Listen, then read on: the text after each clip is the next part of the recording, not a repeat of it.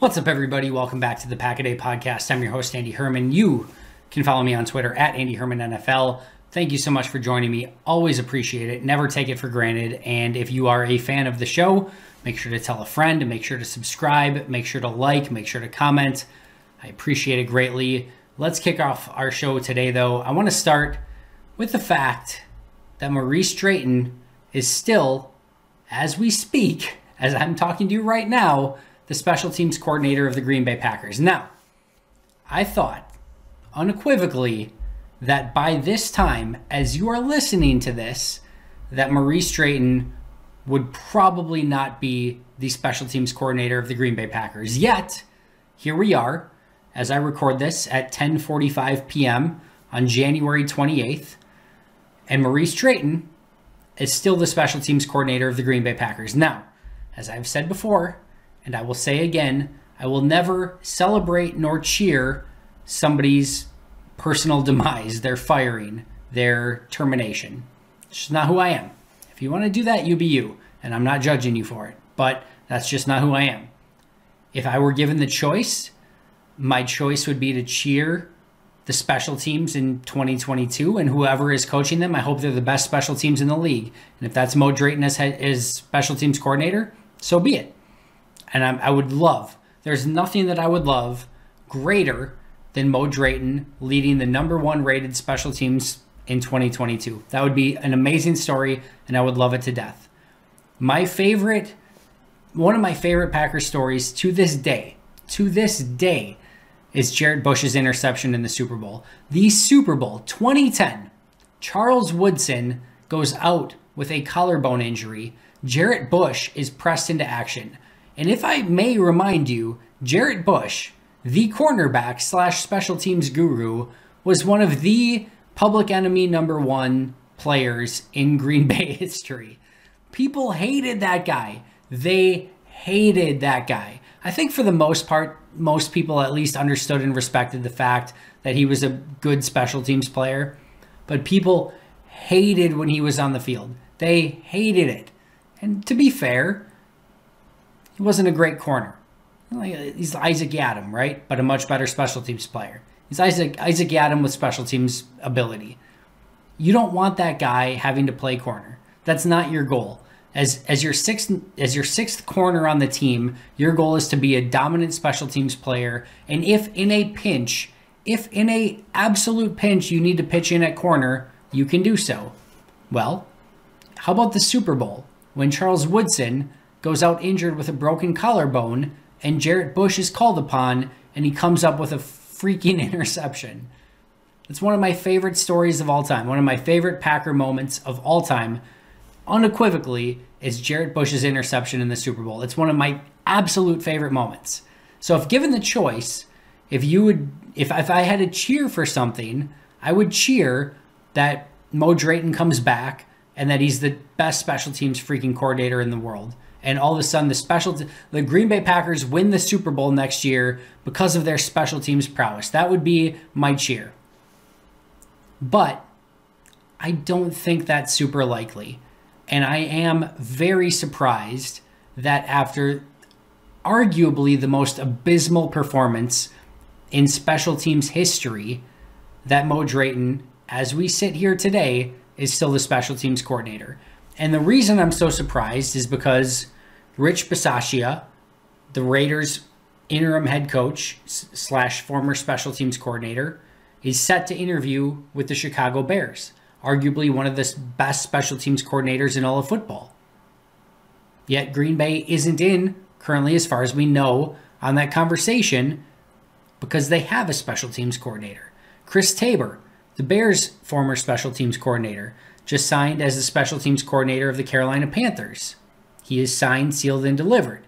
Special teams coordinators around the league are making their moves, and Green Bay isn't involved, as far as we know, in those conversations because as of this moment, now at 10:49 p.m. on January 28th, they still have a special teams coordinator on their coaching staff. And maybe that's the decision that they ultimately run with. I would still be beyond shocked if that were the case. I don't know how you can move forward with the coordinator that literally lost you the divisional round in your all-in season, I would be beyond shocked. But as we sit here today, no change has been made. I thought for sure, Friday news dump, we're moving on from special teams coordinator. That's what I thought Green Bay would be saying. They didn't. And now it's a sit and wait. But how long are they going to wait while all these special teams coordinators get snatched up and signed to new deals while they are deciding if they want to move on from their coordinator or not? And maybe they've made that decision. Maybe they've decided to stick with Mo Drayton. And as I've told you at least 3 to 4 times before, if not more, when I watched Mo Drayton in training camp and coaching the team, and when I watched him in press conferences, I was ready to run through a wall for Mo Drayton. If you told me, listen, that dude knows his special teams. He is a smart guy. He is charismatic, and he cares about his job, and he cares about the guys on his team. No question about it. If you would have told me just listening to him talk about special teams, I would have looked you in the eye and told you that is the guy that is going to lead the Packers special teams out of the abyss and into the promised land. That's the guy. It didn't work out that way. He made it worse. It just is what it is. I was cheering for the guy. I wanted him to succeed. Everyone that wears the G, that carries the G, I want them to be in the Hall of Fame. Mo Drayton didn't live up to that expectation, and I'm very surprised at this moment that he is still employed by the Packers. Not cheering that, surprised by it. We will see what eventually happens, but as we sit here today and special teams coordinators continue to get signed throughout the league, Green Bay has a major decision to make, and if they want to move on, I would suggest that they make it sooner rather than later. All right, let's move to Nathaniel Hackett. Makes his debut as NFL head coach, and I quote, says, "I'm going to make a run at being the sexiest coach in the NFL against him," meaning Matt LaFleur. My goodness. This man is a gem, and he will be missed in Green Bay. Not because he wants to be the sexiest coach in the NFL, but because he has a way of energizing and motivating via how he coaches. And that's apparent based on how the players have talked about him. It's apparent when you listen to him in press conferences.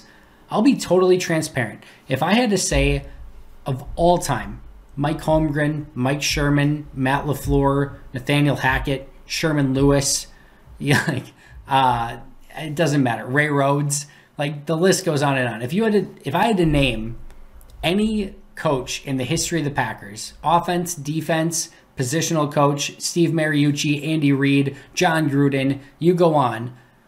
The coach I would most relate with is Nathaniel Hackett. Zero, and I mean zero question about it. The coach that I would most be like if I were a coach of a franchise would be Nathaniel Hackett. There is a power in being able to be effective while humorous and energetic and engaging. There just is. If you can carry that and you can be funny while also being serious and your players like you while also being serious, it's a work hard, play hard mentality. You set an expectation, and if we get there, we are going to enjoy doing it. When I have an install, we're going to enjoy doing it. Whether that's whatever job that you're within, you can follow that to a T. Whatever installation, whatever coaching point, whatever training that you're trying to deliver, if you can do that while having fun, it's better. And people will enjoy it more and learn more from that. Nathaniel Hackett has that in spades. And it was clear in his press conference on Friday. And he is going to be a tremendous coach for the Broncos and a major loss for the Green Bay Packers. I love, and I mean love, the fact that that guy got an NFL coaching job, and I, for one, will be cheering him on as head coach of the Denver Broncos. Meanwhile, Luke Getsy apparently is in line to become the new offensive coordinator for the Chicago Bears. Not ideal.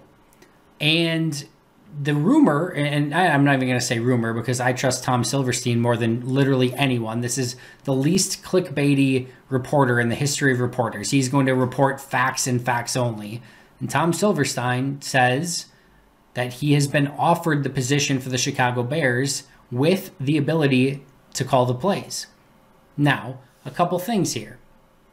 One, it's interesting in the fact that if he was in fact offered that position and given the ability to call the plays, that he has not yet accepted. Interesting. Because that's about as far as a step up as you could possibly imagine. I know he interviewed for the Broncos head coaching job, but that is about as far as a step up as you could imagine at this point for Luke Getsy. A legit offensive coordinator where he gets to be the guy and call the plays. Matt Eberflus is the defensive guy, the head coach, and he's going to lead the defense. Basically, Luke Getsy would be the head coach of the offense. And he, as of this point, as of recording this, he has not yet said yes. So that's interesting. Now, he easily could, and by the time you're listening to this or later in the day, he may have accepted the position as offensive coordinator of the Bears. That's possible. It seems to be leaning in that direction. But maybe he has some loyalty to Green Bay and is waiting to see if they're going to offer him the offensive coordinator job, even if he doesn't get to call the plays in Green Bay, even if that's Matt LaFleur. But that would be a major loss for Green Bay and a big win for Chicago. If you're looking to get somebody who can get the most out of Justin Fields, Luke Getsy is a heck of a hire. So that will be one to absolutely keep an eye on. And if he has the ability to call the plays, he could easily go elsewhere. Meanwhile, Adam Stenavich had remained the likely candidate for the offensive coordinator with the Denver Broncos. However, Broncos reporter Mike Cleese reports the Packers aren't letting offensive line coach Steno interview with the Broncos for the offensive coordinator job. Would think he might get the offensive coordinator job with the Packers.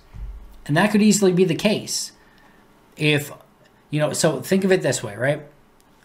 If Getsy gets the opportunity to be the OC in Chicago and be the guy calling the plays, he probably takes that job. And it probably is just a matter of time. Meanwhile, Green Bay would have an offensive coordinator opening, as would Denver. Both of them would not be able to call the plays. Hackett's going to call the plays in Denver. LaFleur is going to call the plays in Green Bay. You would think that if given apples to apples situation, that Steno would choose Green Bay over Denver in that situation, but you can't take that for granted. But if Green Bay is, I'm intrigued because the rule is that you can't block coordinator positions. Now, if Green Bay is willing to promote him, arguably then it's a moot point anyway. And if Green Bay is maybe because of the assistant head coach thing, that adds a layer of complexity to it as well. So we will see, but Mike Cleese is reporting that it's not going to happen, that he's going to stay with the Packers, which would be a huge win for the Packers. Now, I do want to say this, and I tweeted this same thing out on Friday, is Adam Stenavich is arguably one of the best coaches on the Green Bay Packers, period. Regardless of position, regardless of coordinator, regardless of head coach, Adam Stenavich is a hell of a coach, period. End of story. As an offensive line coach, one of the best in the business, bar none. However, I do want to point out that doesn't necessarily mean that he's a great offensive coordinator. They're two totally different positions.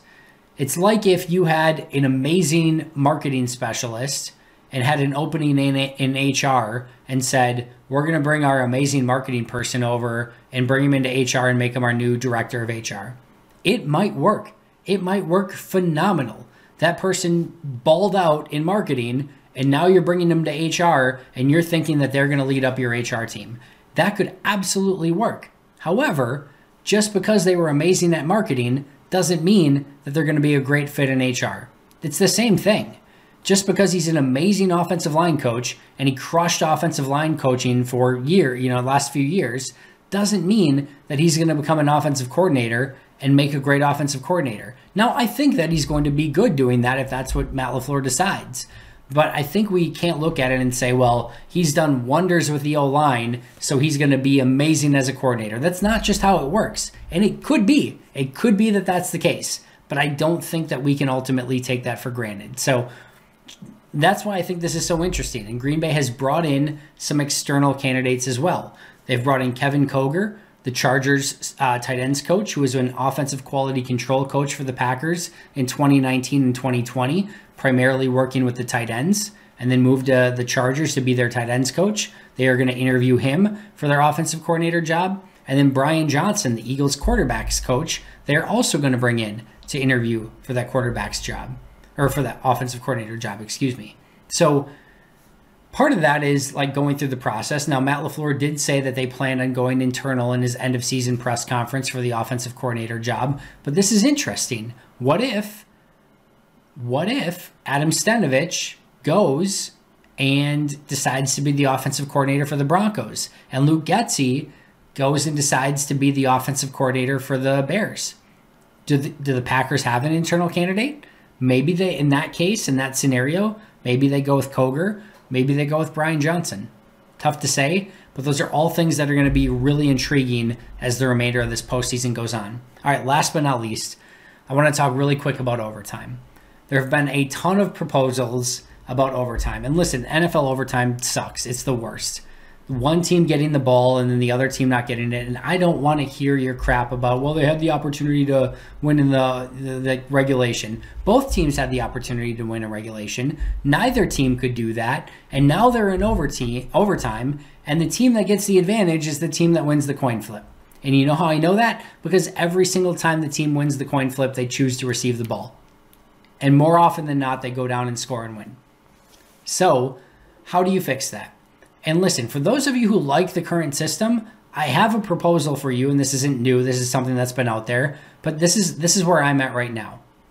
I wholeheartedly believe that you can fix this entire thing by saying one thing. We're going to get rid of the coin flip, and whoever is the home team gets the ball first in overtime. Same rules as today. Same exact rules as today. If you go down and score a touchdown, you win the game. If not, if you score a field goal or anything different, the other team has the opportunity to go down. And then at that point, first score wins, or whoever, scores more than a field goal first wins, right? So I'm okay with keeping that as long as you say the home team gets the ball first in overtime. Because a home field advantage, I'm all for that. It's not a coin flip then. It's not chance. You're telling everyone ahead of time, listen, if you go into overtime, the home team is going to get that advantage. That way, you can get rid of the whole luck thing. If you're the away team and you want to avoid that, win the game in regulation. Go for two if you need to go for two at the end of the game. Make sure it's not a tie. Don't kick the field goal at the end to tie the game. Whatever it is, then hey, if you're the away team and you're thinking of tying this game up, just know the home team is going to get the ball first. And if they go down and score a touchdown, they win the game. I'm cool with that. I am 1,000,000% cool with that if it's not a coin flip and it's just the home team getting that advantage. I feel like it's such an easy fix. You want to keep the rules the same as they are. You want to eliminate these like super long scenarios. You want to eliminate the college football playoff where it's not really football anymore. Awesome. Just make it, instead of a random chance coin flip, that the home team gets the ball, and then both teams know in the game that maybe it's advantageous for the home team to play for overtime, or for the away team, it's best to not play for overtime because the home team's going to get the ball first. And if they score a touchdown, they're going to win. And that's all I will say about that. I am open to a million other overtime scenarios other than what's currently available. I love college football's OT. I'm totally for that. But for those of you who are like, well, you just want to keep it as is and you don't think any major changes are needed, let's just get the luck out of it and say the home team gets the ball first. And I'm all in.